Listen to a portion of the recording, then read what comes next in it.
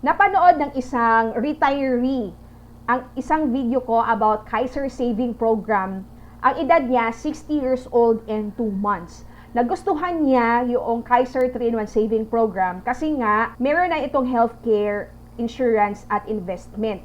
Kaya talagang ang sabi niya, mabuti naman nakahabol pa ako sa Kaiser 3-in-1 Saving Program na yan. Kasi nga, retiree na siya eh. Kari-retire niya lang sa kanyang trabaho. At wala na yung company healthcare niya. Kasi hindi naman madadala yon. Once na ikaw ay mag-resign sa iyong trabaho, talagang putol lahat ng mga benefits sa company pinagtrabahuan mo. That's why very important na meron ka talagang sarili mong healthcare fund. At siya naman ay nakahabol pa dahil 60 years old and 2 months pa ang kanyang, kumbaga yun yung edad niya. Ngayon, ang kanyang kinuha na plan is K125.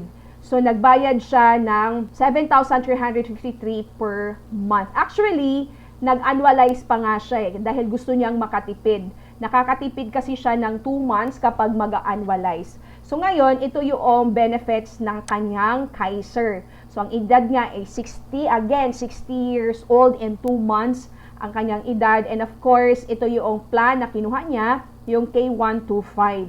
So, meron siyang long-term care benefit na 70,000 annual benefit limit during sa first 7 years. At ito yung kanyang maturity value after 20 years. So again, sa mga taong magsasabi, buhay pa ba ako niyan? Magagamit ko pa ba niyan? Diba? So, hindi natin alam. Ang kagandahan lang talaga with Kaiser, ito ay isang healthcare. And alam naman talaga natin, isa sa mga kailangan natin mapaghandaan sa ating buhay, what if magkasakit? So at least, meron talagang magagamit. So ito po yung mga payment options na pwede mong mapagpilian once na mag-avail ka kung ikaw ay nasa 60 plus or kung ano man yung edad mo, basta lang hindi lagpas 60 years old. So K125 ito. And kapag halimbawa nais nating maintindihan bakit ba kailangan natin ang Kaiser, we need to understand this X-curve concept na sinasabi. So habang tayo po ay bata pa, syempre, 'di ba, kailangan nating magtrabaho para kumita ng pera. At syempre, kapag tayo ay tumanda na, marami na dapat tayong ipon at wala na tayo masyadong gastusin. So syempre, kapag tayo ay nagsusumikap pa, nandyan yung malaking responsibilities natin sa buhay. At kapag tayo ay tumanda na, dapat hayahay na lang, di ba? Wala na masyadong gastusin, pero lumalaki yung ating ipon. Ngayon, kung ikaw ay nagtatrabaho pa, di ba, 30 years old ka pa lang siguro, or 40, or nasa 20s ka pa lang, ito yung mga responsibilidad. Ito yung mga dahilan bakit tayo nagtatrabaho, di ba? To provide these things para sa ating family.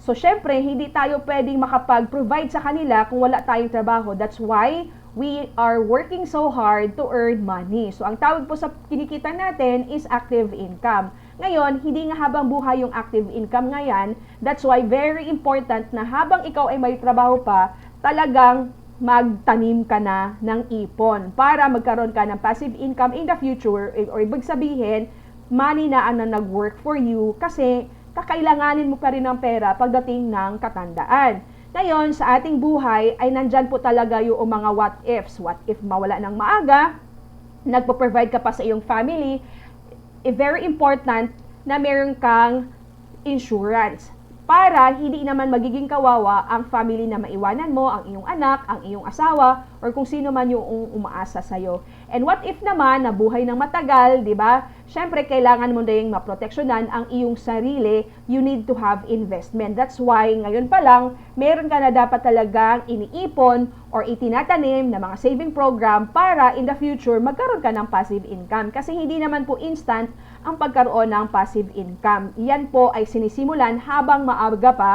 Kumbaga, para kang nagtanim ng puno ng mangga, di ba? Buto pa yan. Pagdating ng araw, magiging puno, mamumunga. So, you will enjoy the fruits of your savings, di ba? Of your hard work. And of course, you need to prepare as well yung sitwasyon na what if you get sick. Kasi tao lang tayo eh. Pwede talaga tayong magkasakit. That's why very important, we need to protect our savings. Kasi kung halimbawa, aasahan lang natin yung ipon natin sa bangko ay talaga naman wipe out yon or kulang pa, once na matamaan talaga ng sakit. That's why very important, meron tayong proper health care. Ngayon, ang tatlong senaryo na yan ay maaari mong makuha or talagang mapaghandaan or meron kang benefits para mapaghandaan yung tatlong mga senaryo na yon dito sa Ultimate Kaiser Health Builder. Ang kagandahan with Ultimate Kaiser Health Builder, 7 years mo lang yan pag-ipunan. So habang nag-ipon ka, covered ka ng iyong insurance, meron kang healthcare benefits, and of course, meron kang basic na APE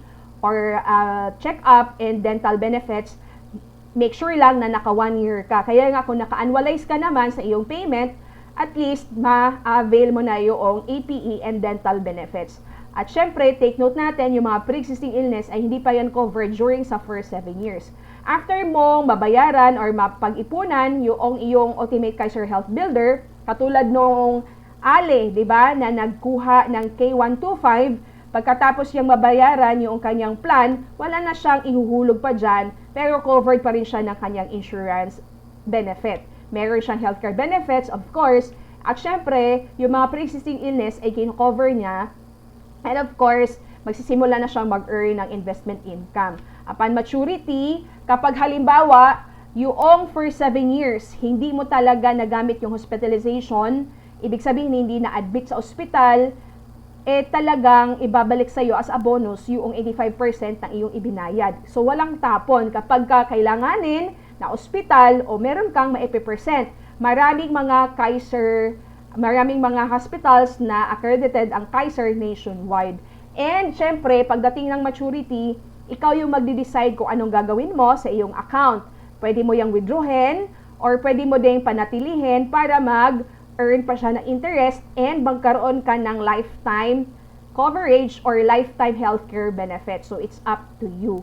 So, again, napaka-importante na ito ay masimulan habang maaga pa. At ang kagandahan with Ultimate Kaiser Health Builder, ito talaga yung ipon na walang tapon. Kaya kung nais mo itong simulan, pwede mong i-click yung Kaiser form na sa description box below, or pwede mo akong i-message sa aking mga social media accounts. You can also follow my Live Love Invest. Ito yung official Facebook page ko. Nasa 382,000 followers na po yan. And of course, yung aking Facebook personal account, may blue badge po yan. Or pwede kang mag-email sa aking gsl@gmail.com para mag-guide kita masimulan itong Kaiser Ultimate Health Builder mo, lalong-lalo na kung ikaw ay malapit na mag-senior citizen. So again, mag-ipon ngayon para may magagamit pagdating ng panahon.